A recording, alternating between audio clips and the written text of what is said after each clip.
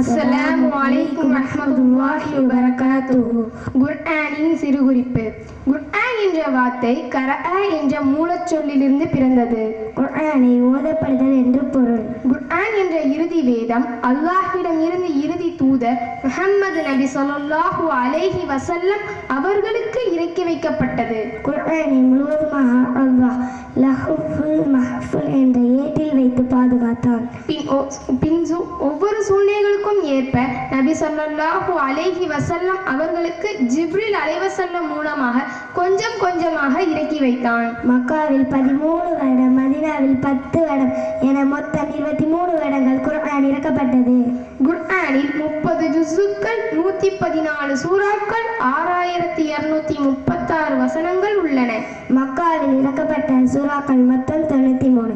இந்த சூறாக்களில் அல்லாஹ் அதிகமாக அகீதா என்ற கொள்கையை பற்றிய அதிக வசனங்களில் பேசுகிறான். மதீனாவில் இறக்கப்பட்ட சூறாக்கள் மொத்தம் 21.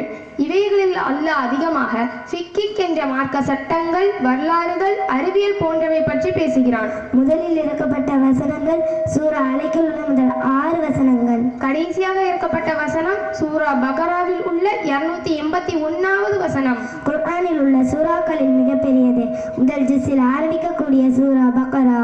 சூறாக்களில் மிக சிறியது கடைசி ஜுஸ்வில் வரக்கூடிய சூரா கௌசர். குர்ஆனில் உள்ள சூறாக்கள் வசனங்களில் மிகப்பெரியது சூரா பக்ராவில் உள்ள 282வது வசனம். வசனங்களில் மிக சிறியது சூரா யாசீன் மற்றும் சூரா துவாஹாவில் வரும் முதல் வசனங்கள் ஆகும். குர்ஆனை 7 கிராத்துகளில் ஓதலாம். குர்ஆன் குரேஷியர்களின் வட்டார மொழியில் இறக்கப்பட்டது.